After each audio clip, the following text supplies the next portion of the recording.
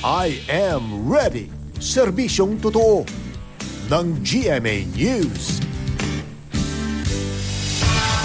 Good morning mga kapuso. Diyan po sa Bicol Region, Eastern Visayas at Caraga Region magdadala ng ulan ang isang trough ng low pressure area ayon yan sa Pag-asa at sa datos ng Weather Central. Silipin naman po natin ang magiging lagay ng panahon sa Mindanao na kung saan asahan pa rin ang mga pag-ulan, lalong-lalo na dito sa Caraga Region, dyan sa ibang bahagi ng Northern Mindanao hanggang sa may Zamboanga Peninsula.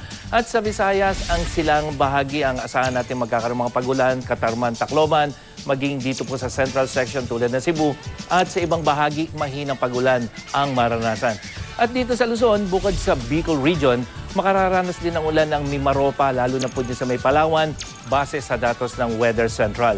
Ang natitirang bahagi ng Luzon, dito sa Northern at Central Sections, makakaasa sa magandagan ng panahon, bagamat ayon sa Pag-asa, pwede pa rin po magdala ng mahinang ulan ng amihan dito sa Northern at Central parts.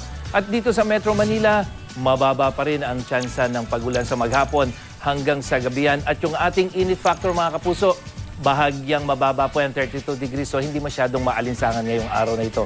At sa darating na weekend, higit na muling makararanas ng ulan ang Bicol Region, Mimaropa at Visayas. Dito po sa thunderstorm forecast, yung mga kulay pula, yan po yung mataas ang posibilidad ng thunderstorm.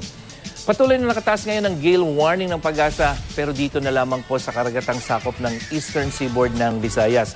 Sa ibang lugar, wala na pong posibilidad ng mataas na alon. Kaya pinapayuhan ng mga mangingisda at may maliliit na sasakyang pandagat na iwasan mo ng pumalaot o maglayag dito sa karagatan nito dahil sa posibleng matataas na alon.